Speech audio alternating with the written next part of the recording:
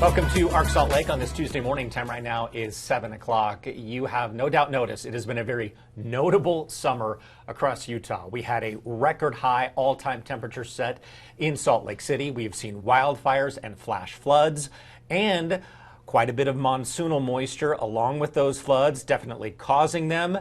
We have a lot more on the way potentially. Let's talk with Darren Van Cleave of the National Weather Service Salt Lake City office. Darren, thank you for joining us this morning. Hi, everyone. So let us know. Let's start with this week, I guess. So what can we expect for this week? Anything crazy or out of the ordinary for Utah?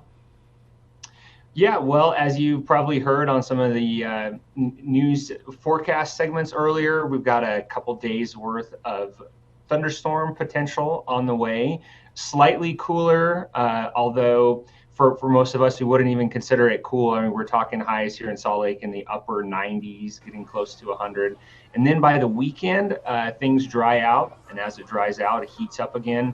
And we're looking at highs getting well into the triple digits all across valleys of northern Utah, high temperatures within a few degrees of records by this weekend. Right now, it looks like Saturday might be our hottest day for the next week.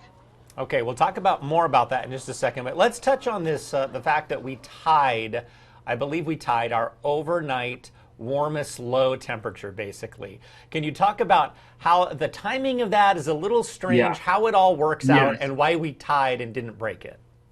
Sure, and I'm glad that we have some time to discuss this because it's really hard to explain in a single sentence how it works. But because we have long-term climate records here in Salt Lake that go, back to the late 1800s, I believe it's 1874.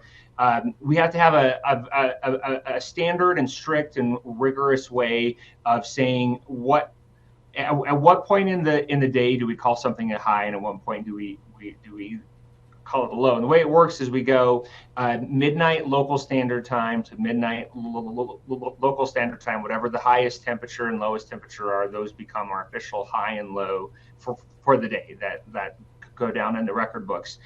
So of course, that goes off standard time, not daylight saving time. So right now it's technically 1 a.m. to 1 a.m. the next day, whatever the highest temperature is, whatever the lowest temperature is, those become the official highs and lows. So if we have a really warm morning like we had yesterday, and it was exceptionally warm, if you were out at all overnight, you'll notice temperatures were in the mid to upper 80s in the Salt Lake Valley. I think the coolest we got that morning was 86. But what happened was, because that temperature has to hold all the way through 1 a.m. the following morning to be the official low, we did dip down thanks to there's some shower activity around, also some cooler air moved in yesterday evening, and temperature did end up dipping down to 82. And so 82 being our all-time record warmest overnight temperature. So still tying record, but just the nature of the way these records are kept, it somewhat obscures the fact that that yesterday morning was exceptionally warm. Yeah, certainly a very warm morning. I want to go back a little bit to our, I believe it was the 109 record Salt Lake set. I don't know exactly how long ago it was in the last couple of weeks. Can we just talk about how significant that is? Yeah, so our previous all-time record was 107, and that record had been met, I want to say 3 or 4 times, but we'd never exceeded it. And that particular afternoon, where I live in the valley, I live at a higher elevation, and my rooftop temperature sensor was getting up to 106. And so I knew, oh man, we're going to be we're going to be shooting past this 107 record out at the airport. Sure enough, we got up to 109. Beating an all-time record, or even tying an all-time record, is a big deal. If you beat an all-time record by multiple degrees, that's pretty impressive. Well, let me chat about this week ahead. We were showing some of our 7-day forecasts, and man, it looks really, really warm. Mid 100s for the Salt or northern Utah area. We're in the 110, perhaps above that down in the St. George area. Yeah. Are we looking at the potential for more records being broken this week and into the weekend? Yeah, right before you asked that, I was just pulling up some of our records, so when we get into, by the time we get to Saturday, believe it or not, that's August. So I had to flip forward on the browser tab to the records for August. And it looks like we're going to be here in the Salt Lake area anyways. If the current forecast holds, we would be just a little bit shy of the all-time records for those days. And what about southern Utah? How are they looking?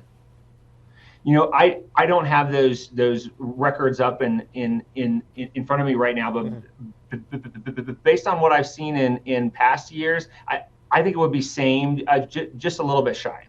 Let's talk about monsoonal moisture. We always, I shouldn't say always, but there's a good chance we see it each and every summer. How has it been so far this year, and are we expected to see more as August comes and goes? Yeah, so what we've seen this year is the monsoon was just a little bit late in getting started. Usually the climatological start, what we call the North American monsoon, is really down in Mexico in the Sierra Madre Mountains, and then in the month of June it starts to move into the desert southwest. In Arizona, kind of the climatological start is about mid-June. And for southern Utah, since we're really on the fringe, our climatological start is right around the beginning of July. So this year we had about a 2-week late start. Once it did get started, though, it quickly made up for lost time. As I'm sure your viewers have seen, our offices had flash flood warnings issued basically every single day, dating back to about the 12th or so, 12th, 13th, 14th of the month. And we've gone from only having a couple flash flood warnings on the year. I was just checking, we have 56 issued. So we've had over 50 issued within the course of about 2 weeks. Incidentally, this was our long range sort of seasonal models. This was exactly what they were showing. They've been showing consistently over the last few months that we would have a stronger signal of moisture transport moving up from the Gulf of Mexico, from the Gulf of California into the four corner states. Just a month ago at our office, we were thinking, okay, when is this going to get started? Because this is what our models have been showing for a long time. Well, once it got started, it really went, and that pattern has been somewhat persistent ever since. Now, as we just discussed, the ridge of high pressure that's been bringing that moisture up, it's shifting in location going into this weekend. We're getting more into the hot and dry part of it. But back to your earlier question, it is going to shift somewhat back to where it was. And so by the time we get into the first full week of August, our long-range outlooks are showing that monsoonal moisture coming right back into the area. Okay. Still a lot of summer left. It's certainly been a notable summer. So thank you for coming on this morning and giving us a little perspective, a little analysis. Darren, we appreciate it.